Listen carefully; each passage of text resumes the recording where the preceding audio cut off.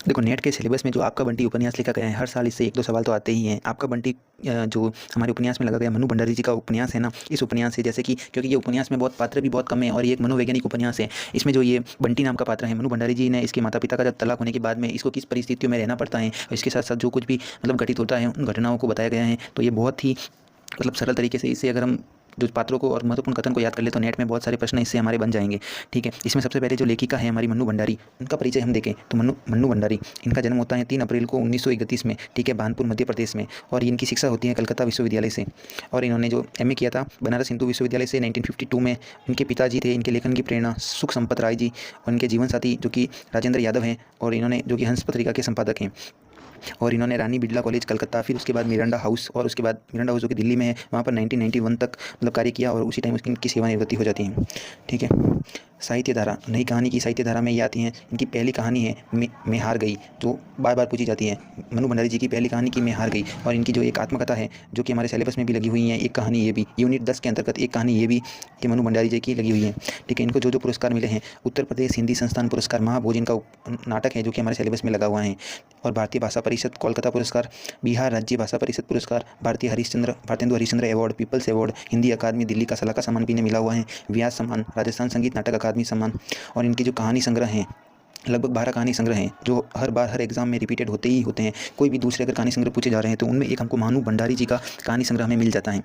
देखो सबसे पहला है इनका मैं हार गई, दूसरा है तीसरी निगाहों में एक तस्वीर, यही सच है, एक प्लेट सैलाब, त्रिशंकु, आंखों देखा झूठ, मनु भंडारी जी की श्रेष्ठ कहानियाँ, मेरी प्रिय कहानियाँ, प्रतिनिधि कहानियाँ, 10 प्रतिनिधि कहानियाँ, कथा पटकथा, नायक खलनायक विदूषक। देखो इसमें से हम लोगों को है ना, ये देखो जो है ना इंपॉर्टेंट है, जैसे यही सच है मनु भंडारी जी की जो कहानी है, मैं हार गई, जो मनु भंडारी जी की कहानी है, ये हमको याद रखना है। देखो यही सच है कहानी पर 1974 में वासु चटर्जी के द्वारा रजनीगंधा फिल्म बनी थी, तो इसीलिए यही सच है कहानी बार बार एग्जाम में पूछी जाती है क्योंकि इस पर फिल्म बन गई है। और उनके उपन्यास स्वामी, मनु भंडारी जी का उपन्यास भी हमें याद रखना है कि स्वामी नाम का उपन्यास जिन पर 1977 में फिल्म बनी थी, जिसके निर्माता हैं शबाना आजमी, को 1978 में फिल्म फेयर का सर्वश्रेष्ठ अभिनेत्री का पुरस्कार भी मिला है। तो मनु भंडारी जी हमें इसलिए महत्वपूर्ण है, इनकी कहानी संग्रह और इनकी कहानी जिस पर एक फिल्म बनी है, इनका जो उपन्यास है स्वामी, इस पर भी फिल्म बनी है। शबाना आजमी को 1978 में फिल्म फेयर का सर्वश्रेष्ठ अभिनेत्री का पुरस्कार भी मिला हुआ है।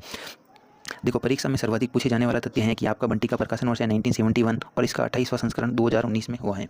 और बाकी 1 इंच मुस्कान सन 1961 में इनके जो पति हैं राजेंद्र यादव के साथ, उन्होंने संयुक्त रूप से इसका मतलब संयुक्त रूप से इन दोनों ने इसकी रचना करी थी और पत्रिका ज्ञानोदय में धारावाहिक प्रकाशित हुआ है। ये आधुनिक प्रेम का त्रिकोण भी है। देखो आपका बंटी उपन्यास अपने सिलेबस में लगा हुआ है, तलाकशुदा दाम्पत्य जीवन को दर्शाता है, बाल मनोविज्ञान पर आधारित है, मध्यम वर्गीय परिवार की इसमें पूरी घटना वर्णित है। और महाभोज एक राजनीतिक उपन्यास है जो कि स्वातंत्र्योत्तर राजनीति की मूल्यहीनता को दर्शाता है और भ्रष्ट नेताओं का चरित्र इसमें दिखाया गया है।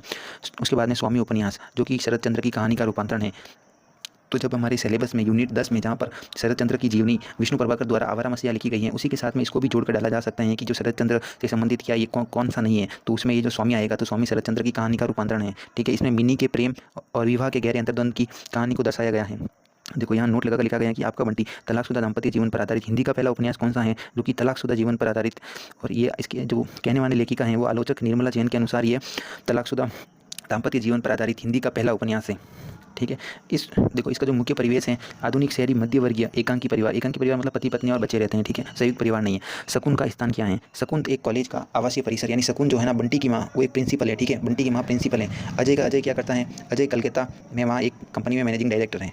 डॉक्टर जोशी कौन है? जो कि शकुन के दूसरे पति डॉक्टर जोशी। ठीक है, एक बड़ी कोठी जहाँ जोत अमित और नौकर रहते हैं। ठीक है, देखो डॉक्टर जोशी के पहले से जो औलाद है ना, बच्चे हैं ना, जोत और अमित हैं। ठीक है, बंटी की दुनिया है घर, बगीचा, पड़ोसी, टीटू का घर, फूफी की परिलोक की कहानियाँ। देखो बंटी के ये दोस्त बंटी क्या करता है? परिलोक की कहानियाँ सुनता है। ठीक है, और फूफी का प्रस्थान। देखो शकुन के पुनर्विवाह के बाद फूफी हरिद्वार चली जाती हैं, तो ये पूछा जा सकता है कि फूफी कहाँ पर चली गई, तो ऑप्शन में दे देंगे दिल्ली चली गई, बेंगलोर चली गई, तो हमें याद रखना है कि वो हरिद्वार चली जाती हैं। हरिद्वार याद रखना है। ठीक है, और देखो बंटी की यात्रा को हमें याद रखना है कि बंटी, देखो शकुन और बंटी का पुराना घर, ठीक है, उसके बाद में डॉक्टर जोशी का नया घर, उसके बाद में अजय का कलकत्ता वाला घर, उसके बाद में छात्रावास। ठीक है, ये बंटी की यात्रा है। सबसे पहले बंटी अपने पुराने घर में रहता है, फिर डॉक्टर जोशी के नए घर में, फिर अपने पिता अजय के कलकत्ता वाले घर में जाता है, फिर अंत में उसका हॉस्टल में, लास्ट में हॉस्टल पर जाता है। ठीक है, ये 4 जगहों पर बंटी। और इस परिवेश की विशेषता ये है कि यहाँ पर संयुक्त परिवार बिल्कुल नहीं है, रिश्तेदारों का कोई दखल नहीं है, घर सुरक्षा और पहचान का प्रतीक है, अंधेरा जो है ना मानसिक अकेलेपन का प्रतीक है। ठीक है, अंधेरा मानसिक अकेलेपन का प्रतीक है। देखो इसकी केंद्रीय विषय वस्तु और मूल समस्या क्या है। सबसे पहले इसके अंतर्गत है बाल विमर्श, ठीक है। एक तलाक के बाद बच्चे की मानसिक और भावनात्मक पीड़ा का यथार्थ चित्रण इसमें किया गया है। बाल विमर्श को साहित्य के केंद्र में लाने का श्रेय मन्नू भंडारी जी को दिया गया है। उसके बाद में नारी विमर्श और स्त्री पहचान का ये उपन्यास है। इसमें शकुन का व्यक्तित्व बनाम, एक तो शकुन खुद का व्यक्तित्व, वो खुद के व्यक्तित्व को भी बनाना चाहती हैं, और वो जो माँ है उसकी मातृत्व का द्वंद्व भी उसके पास है, ठीक है। स्वतंत्र पहचान बनाम पारिवारिक जिम्मेदारी, उसकी पारिवारिक जिम्मेदारी है और खुद की पहचान बनाना है कि वो डॉक्टर हैं तो वो काम करती हैं। हाँ, वो प्रिंसिपल है तो उसका काम भी देखना होता है। पारिवारिक विघटन, एकांकी जो है ना, परिवारों में अहंकार के टकराव से तलाक होता है कि दोनों को अहंकार है अपने अपने काम का, और बच्चों पर उसका दीर्घकालिक प्रभाव पड़ता है, ठीक है। दोनों को अपनी अपनी अलग नौकरियां कर रहे हैं, और लेकिन उसका प्रभाव तो बच्चों पर पड़ेगा कि बच्चे की परवरिश कौन करेगा, जो कि माता पिता का दायित्व है। मध्यवर्गीय जीवन जो है ना, उसमें देखो शहरीकरण, व्यक्तिगत स्वतंत्रता, आधुनिकता के प्रभाव में टूटती पारिवारिक संरचना को इस उपन्यास में बखूबी दिखाया गया है। देखो उपन्यास की जो विधा है ना, उपन्यास की विधा एक सामाजिक समस्या प्रदान और मनोवैज्ञानिक उपन्यास है, ठीक है। और इस कथा सूत्र का आरंभ होता है शकुन और बंटी के दैनिक जीवन से, ठीक है, लेखिका की डायरी और जन्मपत्री से। त्रिकोण के पात्र बंटी, शकुन, अजय तीनों एक दूसरे से जुड़े पर अलग अलग हैं, ठीक है। मूल विडंबना है कि सबसे कम दोषी बंटी ही सबसे अधिक पीड़ित है।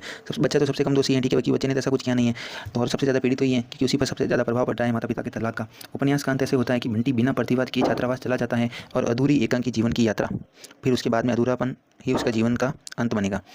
तुलनात्मक उपन्यास, ठीक है। देखो गोदान, निर्मला पहले सामाजिक आर्थिक समस्याएं, अब मानसिक भावनात्मक, ठीक है। देखो पात्रों का परिचय, मुख्य पात्र और गौण पात्रों का परिचय देखते हैं। बंटी का नाम, पूरा नाम पूछा जा सकता है कि अरूप बत्रा कौन से उपन्यास का पात्र है, तो याद रखना है कि अरूप बत्रा आपका बंटी मन्नू भंडारी के उपन्यास का पात्र है। इस बालक की उम्र है केवल 9 साल, ठीक है। चौथी कक्षा में यह पढ़ता है। माता पिता से अलगाव की त्रासदी का सबसे बड़ा शिकार है, संवेदनशील हैं, कल्पनाशील हैं, बागवानी प्रेमी हैं और धीरे धीरे मनोवैज्ञानिक विक्षिप्तता की ओर बढ़ रहा है। शकुन, बंटी की माँ पढ़ी लिखी है, आत्मनिर्भर एक प्रिंसिपल है, स्वतंत्र विचारों वाली नारी है, व्यक्तित्व और मातृत्व के द्वंद्व में है, और अजय के तलाक के बाद ये डॉक्टर जोशी से पुनर्विवाह कर लेती है, ठीक है। अजय एक पिता हैं, कलकत्ता में मैनेजिंग डायरेक्टर हैं, पुरुष प्रधान मानसिकता वाला है, शकुन को हर बात में गलत सिद्ध करता था और उसके बाद में ये मीरा से पुनर्विवाह करता है। और फूफी जो है घर की देखभाल करने वाली हैं, ये बंटी की सच्ची दोस्त हैं, ठीक है। या परी लोग की बंटी को कहानियाँ सुनाती हैं, सच्चाई बोलने में निडर हैं, और शकुन के विवाह के बाद ये हरिद्वार चली जाती हैं। फूफी कहाँ जाती हैं? हरिद्वार। अजय की दूसरी शादी होती है मीरा से, शकुन की दूसरी शादी होती है डॉक्टर जोशी से, और बंटी की उम्र है 9 साल, चौथी कक्षा में ये पढ़ता है। उसके बाद में आते हैं डॉक्टर जोशी। डॉक्टर जोशी के देखो, डॉक्टर जोशी शकुन के दूसरे पति हैं, विदुर है, मतलब इनकी पहली पत्नी जा चुकी हैं। बड़ी कोठी में रहते हैं, इनके 2 बेटे हैं, अम्मी और जोत। बंटी इसको पापा कहने से मना कर रहा है। मीरा जो कि अजय की दूसरी पत्नी है, अजय की दूसरी पत्नी का नाम मीरा, कलकत्ता में है। अजय के विवाह के समय वो गर्भवती थी और बंटी उसके घर में भी समायोजित नहीं हो पाता, बंटी इनके साथ भी नहीं रह पाता है। और टीटू एक गौण पात्र हैं। टीटू बंटी का पड़ोसी है और हम उम्र दोस्त हैं। टीटू के माँ बाप को साथ देकर बंटी अपने पापा को याद करता है। और देखो इन चारों बच्चों का नाम याद रखना है, ये चारों बच्चों का नाम पूछा जा सकता है, अम्मी, जोत और चिन्नू। अम्मी जोत डॉक्टर जोशी के बच्चे हैं, चिन्नू अजय का नया बेटा है, और इनकी उपस्थिति बंटी को अकेला और फालतू महसूस कराती है, ठीक है। 4 बच्चों के नाम याद रखने हैं। और पात्रों का आपसी संबंध यहाँ पे देख सकते हैं कैसे याद करते हैं हम इसको। सबसे पहले याद रखना है बंटी की माँ है शकुन, और डॉक्टर जोशी है सौतेले पिता, और बंटी के असली बाप है अजय, और उसकी दूसरी सौतेली माँ है मीरा, ठीक है। और बंटी और फूफी का संबंध है। फूफी जो होती है ना, उनकी घर की नौकरानी होती हैं, इसकी संरक्षक होती हैं, और बंटी का दोस्त है टीटू। बंटी के दोस्त के नाम क्या है? टीटू। और वहाँ पर अगर हमें ऑप्शन में दे दिया कि यार जोत, अम्मी, चिन्नू, तो ये सब है ना उसके दूसरे सौतेली माँ के हुए बच्चे हैं, ठीक है। बंटी का उनसे कोई दोस्ती का रिलेशन नहीं है। बंटी का असली नाम है अरूप बत्रा, पढ़ता है 4वीं कक्षा में, ठीक है। तलाक के बाद की स्थिति, मतलब ये 9 साल का होता है, तलाक के समय की बंटी की आयु क्या थी? 9 वर्ष। प्रिंसिपल, इसकी माँ है प्रिंसिपल, विभाग अध्यक्ष से प्रिंसिपल बन जाती हैं। अजय मैनेजिंग डायरेक्टर हैं कलकत्ता में। डॉक्टर जोशी की स्थिति है विदुर हैं, 2 बच्चों का पिता है डॉक्टर जोशी। डॉक्टर जोशी के बच्चे कितने हैं? 2। और इस उपन्यास के जो महत्वपूर्ण कथन बार बार नेट परीक्षा में पूछे जाते हैं, देखो इस पूरी स्थिति की सबसे बड़ी विडंबना यह है कि इन संबंधों के लिए सबसे कम जिम्मेदार और सबसे बेगुनाह बंटी ही इस ट्रेजेडी के त्रास को सबसे अधिक भोगता है। ये मन्नू भंडारी लेखिका का वक्तव्य है। और दूसरा कथन है तीसरा बच्चा फालतू बच्चा, तीसरा बंटी फालतू बंटी। ये बंटी का आत्मचिंतन है। डॉक्टर जोशी के शब्द सुनकर बंटी क्या विचार करता है? तो ये विचार करता है, ठीक है, कि मैं फालतू हूँ, मैं तीसरा बच्चा हूँ, तीसरा बंटी फालतू बंटी। आपका बंटी बहुत ही महत्वपूर्ण है, उपेक्षणीय किसी भी हालत में नहीं। डॉक्टर नामवर सिंह एक आलोचक कथन है, उन्होंने क्या कहा है, क्योंकि नामवर सिंह सिलेबस में दे रखे हैं तो नामवर सिंह की प्रतिक्रिया को हमें याद रखना जरूरी है कि आपका बंटी बहुत ही महत्वपूर्ण है। और मन्नू भंडारी उपन्यास का वक्तव्य, इस त्रिकोण की किसी एक भुजा को न अस्वीकार कर सकी, न गलत सिद्ध कर सकी। पात्र अपनी अपनी दृष्टि संवेदना से एक दूसरे को सही कह सकते हैं, लेकिन देखना यह जरूरी होता है कि लेखक की दृष्टि किसी के प्रति पक्षपात तो नहीं कर रही। देखो मन्नू भंडारी ने ये कहा है कि ये कथन कहाँ है, इसको याद रखना है, ठीक है। ये वाला कथन आप वीडियो को पॉज करके आराम से इनको पढ़ सकते हैं खुद से भी। देखो शकुन का क्या कथन है, शकुन क्या कह रही है, ठीक है। शकुन का है ना आत्मस्वीकृति संवाद। बंटी की माँ क्या कहती है, देखो। सच, हम लोग शायद बंटी को मात्र एक साधन ही समझते रहे, अपने अपने अहम, अपनी अपनी महत्वाकांक्षाओं और अपनी अपनी कुंठाओं के संदर्भ में ही सोचते रहे, बंटी के सदन में कभी सोचा ही नहीं। तो ये कथन पूछा जा सकता है, क्योंकि देखो फूफी के बारे में अपन ने पढ़ा कि फूफी उसकी संरक्षिका है, तो वो भी उसके बारे में अच्छा ही सोचती है। लेकिन ये कथन शकुन का है कि बंटी के बारे में किसी ने सोचा नहीं। ना ये कथन वकील का है, ना ये अजय का है, ना ये मीरा का है, ना ये डॉक्टर जोशी का है। ये कथन है बंटी की अपनी खुद की मॉम का, माँ का, उसकी माँ का कथन है ये।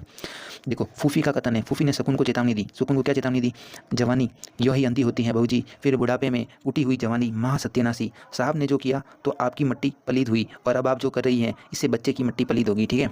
देखो फूफी बहुत सोच रही है कि यार तुम तलाक वलाक मत लो, बच्चे पर क्या असर पड़ेगा ये तो सोचो। देखो बंटी डॉक्टर जोशी के नए घर में, ये उसका कथन देखो। यहाँ तो आसमान भी पहचाना हुआ नहीं लगता, हवा भी पहचानी हुई नहीं लगती। बंटी पूरा कंफ्यूज हो गया नए घर में जाकर, इसको तो कुछ समझ ही नहीं आ रहा। अपने घर का आसमान और अपने घर की हवा कई ऐसी होती है, वो कह रहा है अपने घर की हवा कैसी होती है भाई, दूसरे के घर में जाकर कुछ अजीब अजीब ही लगता है लोगों को सच में, ठीक है।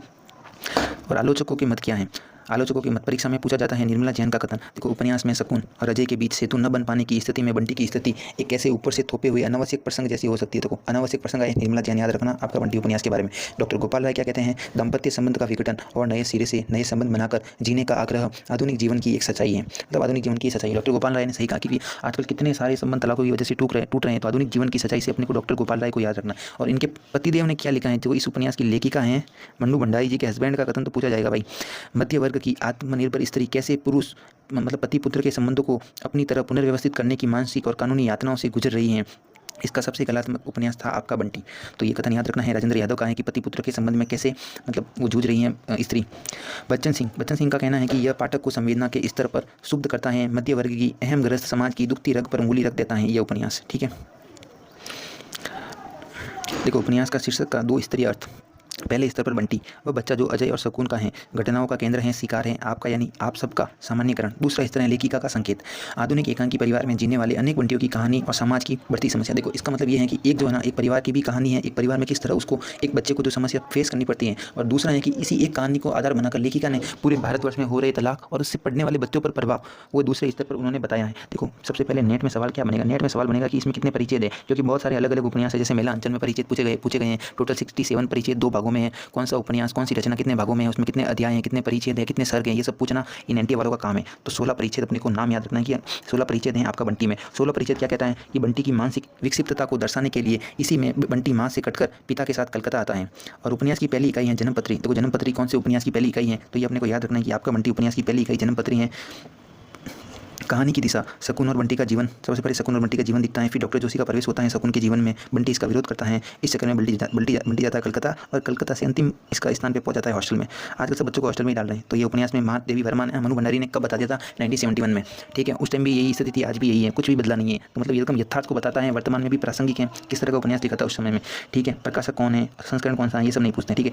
लेखिका का क्या उद्देश्य है, देखो इस कथन को ध्यान से पढ़ो। मुझे लगा कि बंटी के नहीं दो एक घरों में नहीं, आज के अनेक परिवारों में सांस ले रहा है। कोई एक दो घरों में नहीं, अनेक परिवारों में सांस ले रहा है, अलग अलग संदर्भों में, अलग अलग परिस्थितियों में। लेकिन एक बात मुझे इन बच्चों में समान लगी, और वह यह है कि ये सभी फालतू, गैर जरूरी और अपनी जड़ों से कटे हुए हैं। ये डॉक्टर मनु भंडारी का कथन है, ठीक है। और कथा सूत्र का उद्गम, लेखिका ने एक वास्तविक बच्चे से मिलने के बाद रात को डायरी में बंटी की पहली जन्मपत्री लिखी। उस रात विभिन्न परिस्थितियों के कल्पना चित्र बनते बिगड़ते रहे। बाद में 3 परिवारों में पल रही विभिन्न बंटियों की मानसिक स्थितियों ने लेखिका पर दबाव बनाया और ये सामाजिक समस्या के रूप में उभरा। उपन्यास की ऐतिहासिक स्थिति, आलोचक निर्मला जैन के अनुसार 8वें दशक में मन्नू भंडारी के उपन्यास आपका बंटी का प्रकाशन साहित्य जगत में एक बहुत बड़ी घटना है। इसका कारण यह है कि तलाकशुदा दंपति के बच्चों की समस्या को पूरे विस्तार से परखने वाला यह मौलिक उपन्यास उल्लेखनीय प्रयास था।